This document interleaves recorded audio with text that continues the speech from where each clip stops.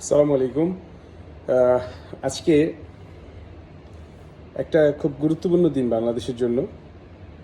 আজকে পাহাড়ের আন্দোলনরত পাহাড়ের সেনা শাসনের প্রশ্নবোধক সেনা শাসনের প্রশ্নবোধক অবসানের জন্য পাহাড়ের অধিবাসীরা আন্দোলন করেছেন। আন্দোলনে তাদের কারো কারো অ্যাগ্রেসিভ আচরণ ছিল। হ্যাঁ, এই অ্যাগ্রেসিভনেস আমরা আমাদের ছাত্র আন্দোলনের আন্দোলনকারীদের ভেতরেও দেখেছি। এই টাইপের যারা ল এনফোর্সমেন্ট এজেন্সির সামনে গিয়ে বুক চিতিয়ে দাঁড়িয়েছিল, তাদের সাথে আক্রমণ উস্কানিমূলক কথাবার্তা বলেছিল, ঠিক তেমনটাই এখানেও দেখতে পেয়েছি আমরা। বলা চলে যে আসলেই আমাদের এত সুন্দর পাহাড়ে এত সুন্দর চাইনিজ এশিয়ান বা যেটাকে আর কি কী বলে প্রচলিতভাবে এশিয়ান চেহারার মানুষগুলো, এটা তো নিরীহ আপাত দৃষ্টিতে। তাদের সাথে এরকম আচরণ কেন হচ্ছে, কেন তাদেরকে দিয়ে দেওয়া হচ্ছে না? তো এই জিনিসটা আসলে একটু তলিয়ে দেখতে হবে, আপনাদেরকে আগে বুঝতে হবে। এই সেনা ক্যাম্প পাহাড়ে কিন্তু অনেক আগে থেকেই ছিল। এই পাহাড়ের সাথে শুধু পাহাড়ে আমাদের দেশের যে ছোট জাতিগোষ্ঠীগুলো আছে সেগুলোই শুধু নয়, এর সাথে আরও একটা গুরুত্বপূর্ণ বিষয় এখানে জড়িত আছে। সেটা হচ্ছে এটা একটা বর্ডার, এবং এটা 3 দেশের বর্ডার। এখানে বাংলাদেশ, ভারত এবং মায়ানমারের বর্ডার এখানে আছে। আর আপনারা ভালো করেই জানেন, সবাই জানে যে মায়ানমার এবং ভারত বাংলাদেশের বর্ডারে কী ধরনের অপকর্ম করে থাকে। দুটো গুরুত্বপূর্ণ অপরাধ করে থাকে, যে দুটো আসলে is direct impact to our country, our sovereignty. তার মধ্যে একটা হচ্ছে বর্ডার ক্রস করা হচ্ছে কী বলে এটাকে হিউম্যান ট্রাফিকিং, আর একটা হচ্ছে নেশার দ্রব্য, ড্রাগসের ভিতরে আছে ইয়াবা, ড্রাগসের ভিতরে আছে হচ্ছে আইস, মেথ। এছাড়াও আরও আছে খুব কমন। বাংলাদেশে যুব সমাজকে ধ্বংস করে দিয়েছিল এক সময়, যদি এখন সেটা আর ধ্বংস করার তালিকায় শীর্ষে নেই, শীর্ষে অন্যগুলো চলে আসছে, কিন্তু সেটাও এখনও আছে। সেটা হচ্ছে ফেন্সিডিল একটা ঔষধ কোম্পানি বন্ধ করে দিয়েছে উৎপাদন, কিন্তু এখনও ফেন্সিডিল বাংলাদেশে আসছে। তো এই ভারত এবং মায়ানমারের যে বর্ডার, এইটার জায়গাটা হলো আমাদের এই পাহাড়ি অঞ্চলটা, স্পেশালি পার্বত্য চট্টগ্রামের পাহাড়ি অঞ্চলটা। এই পাহাড়ি অঞ্চলে যে ধরনের যত ধরনের মুভমেন্ট, এই পাহাড়ি অঞ্চলে যত ধরনের সেপারেটিস্ট মুভমেন্ট আছে, এটা মূলত ভারতের মদদে, অনলি ইন্ডিয়ার মদতে, ভারত বলাটা ভুল, ইন্ডিয়ার মদতে এইটা চলে। এই জেএসএস এর সন্তুলার মা এই বেটা একটা মহাপাজি, আর ইউপিডিএফও এটাও ভারতের মদতেই বলা চলে। তারা এই অপকর্মগুলো ঘটায়।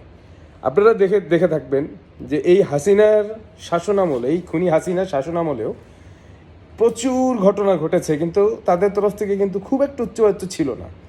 যেই এই খুনি, এই গণহত্যাকারী, এই বাকশালী মহিলা পালিয়েছে, তার সেই শয়তানদের দল, চোরের দল, লুটেরাদের দল পালিয়ে গেছে, অমনি দেখেন সন্তুলারমার এই বাহিনীরা পুরা সামনে চলে আসছে। এদের হাতে অস্ত্র দেখেছেন আপনারা? আমাদের সেনাবাহিনীর হাতে তো মনে হয় ওই অস্ত্র নেই, আছে বলছি, প্রকাশ্যে নিয়ে ঘুরছে তারা। কিন্তু তাদের একটা দাবি, পাহাড় এখন স্বাধীন না। তোমাদের পাহাড় স্বাধীন করতে বলছে কে? স্বাধীন চাইছে কে? পাহাড়ের স্বাধীনতা তুমি চাচ্ছ কেন? ওটা তো স্বাধীন দেশের অংশ। তুমি সারা বাংলাদেশের যে কোনো জায়গায় চলে আসো। আমার ব্যক্তিগত মতামত হচ্ছে, বাংলাদেশ সেনাবাহিনী সহ বাংলাদেশ সরকারের কাছে আমাদের পাহাড়ের যারা আছে নিরীহ ব্যক্তি, এই সন্ত্রাসীরা না, অবশ্যই সন্ত্রাসীরা না, পাহাড়ের নিরীহ ব্যক্তিদেরকে সবাইকে ওই পাহাড় থেকে সরিয়ে এনে সমতলে নিয়ে আসা হোক। সমতলে প্রচুর অসাধারণ সুন্দর সুন্দর খাস জমি আছে, তাদেরকে সেখানে রিপ্লেস করা হোক। পাহাড়ে কমপ্লিটলি দেশপ্রেমিক মানুষদেরকে পাহাড়ে দেওয়া হোক। এই পাহাড়ে যেতে পারে কারা? এই পাহাড়ে যেতে পারে মাদ্রাসা ছাত্ররা, এই পাহাড়ে যেতে পারে সাধারণ বাঙালিরা, ইসলামিস্টরা, মুসলিমরা, এখানে নন মুসলিমরা, বিশেষ করে এই যে এশিয়ান চেহারা যে জাতিগোষ্ঠী আছে, মারমা, চাকমা, এই গ্রুপটার ভেতরে প্রচণ্ড রকম চলে আসছে হচ্ছে এই কী বলে এটাকে, খ্রিস্টানদের একটা যে বাহিনী, এরা চলে আসছে, এরা এদেরকে প্রচুর খ্রিস্ট ধর্মে দীক্ষিত করছে, আর আছে হিন্দু ধর্মের হিন্দুত্ববাদের অপকৌশল, এটা তো চলছেই। এই দুই গ্রুপকে এখান থেকে সুন্দর করে নিয়ে আসতে হবে সমতলে, এবং তাদেরকে এই বিচ্ছিন্নভাবে তাদেরকে আর এইভাবে একসাথে রাখতে দেওয়া যাবে না। এখন এটা একটা বড় কথা, এটা একটা অনেক বড় প্রজেক্টই হাত দিতে হবে, দেশের সভারেন্টির প্রশ্ন। এক্ষেত্রে সামনে এভাবেই আগাতে হবে। আর দ্বিতীয় যে কাজটা করতে হবে, সেই কাজটা হচ্ছে এখনও আমি বলছি, বারংবার বলছি যে 500 আর 1000 টাকার নোট বন্ধ করে দেন। 500-1000 টাকার নোট বন্ধ করে দিলে আপনি দেখবেন এই যে সমস্ত প্রবলেম বন্ধ হয়ে যাবে। ঠিক আছে? এই লুটেরা হাসিনার বাহিনীর হাতে, বাকশালীদের হাতে এখনো প্রচুর টাকা, অনেক টাকা রয়ে গেছে। তারা এই টাকা ছড়িয়ে এই জাতীয় গঞ্জাম করছে। এই গঞ্জামগুলো বন্ধ করতে হলে 500 আর 1000 টাকা বন্ধ করে দেন। দেখেন কিভাবে এটা ট্রেমেন্ডাসলি এটা মানে চেঞ্জ হয়ে যাবে। এটা ব্যাপারটা অবাক হয়ে যাবেন আপনারা। আবার এক্সপার্টদের কথা শুনুন ভাই। আর সমাধান এর আগে বলছি, আগের ভিডিও দেখে নিন যদি সমাধানের জন্য প্রয়োজন মনে করেন যে সমাধান চান আপনারা। 3 নম্বর গুরুত্বপূর্ণ জিনিস, এখনই সময় এই শিক্ষা কারিকুলাম বন্ধ করে দেওয়া। শিক্ষা কারিকুলাম বন্ধ করে দিয়ে ইমিডিয়েট নতুন কারিকুলাম চালু করতে হবে। যদি মনে করেন যে নতুন কারিকুলামে দেরি হচ্ছে, তাহলে একদম সেই অতীতে বিএনপির সেই শাসনামলে যেটা ছিল, সেই 2001 থেকে 2006 সেই কারিকুলাম নিয়ে আসেন, তাতেও হবে। এখনও সেটা অনেক আধুনিক। এই শয়তানদের অপকৌশলের চেয়ে অনেক ভালো আছে। এই 3টা কাজ করতেই হবে যদি সত্যিকার অর্থে এই বাংলাদেশকে শান্ত করতে চান।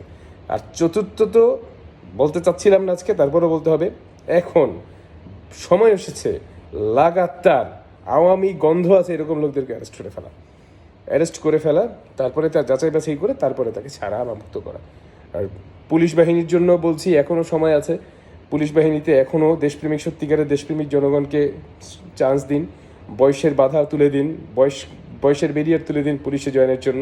হ্যাঁ, আপনি তাদেরকে ইন্সপেক্টর এগুলো করেন না, তাদেরকে অ্যাডভাইজার বা অন্য কোনো রোল দেন, যে রোলটা হয়তো আপনাদের কাছে মনে হতে পারে যে হ্যাঁ এত বড় কী রোল দেওয়া যায় ভাই, ওদেরকে একটা দেন, ভলান্টারি ইন্সপেক্টর দেন, বা তাদেরকে এরকম এমন কিছু একটা দেন যেটা তাদেরকে হয়তো সরাসরি মনে হবে না যে তারা সরাসরি পুলিশ, কিন্তু তাদেরকে ওই রোলগুলো দেন। প্রচুর লোক আছে, আর্ম ফোর্সেসের রিটায়ার্ড পার্সনরা আছে, সিকিউরিটি স্পেশালিস্ট আছে। হ্যাঁ, আমি আমার নিজের কথাও বলছি, আমি সিকিউরিটি স্পেশালিস্ট একজন। আপনি আমাকেও আমার মতো লোকদেরকে নিয়োগ দেন, দেশপ্রেমিক দেখে দেবেন। দেশপ্রেমিক পরীক্ষা করার পদ্ধতি আছে, সেটা আরেকদিন বলবো ইনশাল্লাহ। আসসালামু আলাইকুম।